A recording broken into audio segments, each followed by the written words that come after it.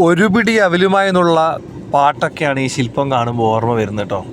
കുചേല ദിനത്തിൽ ഭക്തർക്ക് ആനന്ദമേകി മഞ്ജുളാൽ തറയിൽ ഗുരുവായൂരിൽ പുതിയ കുചേല പ്രതിമ അനാച്ഛാദനം ചെയ്തു കേട്ടോ. ഭക്തരുടെ നിറഞ്ഞ സാന്നിധ്യത്തിൽ Guruvayur Devaswom chairman doctor VK വിജയേട്ടനാണ് കുചേല പ്രതിമയുടെ സമർപ്പണവും അനാച്ഛാദനവും നിർവഹിച്ചത്. ക്ഷേത്രം തന്ത്രി ബ്രഹ്മശ്രീ PC ദിനേശൻ നമ്പൂതിരിപ്പാട് ഭദ്രദീപം കൊളുത്തി.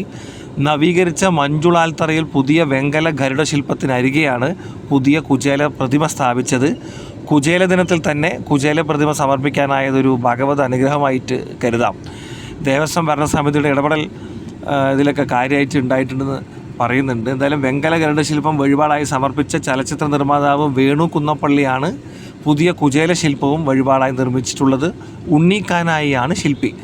ഭരണസമിതി അംഗങ്ങളും മറ്റുമൊക്കെ ഈ ചടങ്ങിൽ പങ്കെടുത്തു. എന്തായാലും എല്ലാവർക്കും പുതിയ കുചേല ശില്പം ഏറെ ഇഷ്ടമായിട്ടുണ്ട് കേട്ടോ.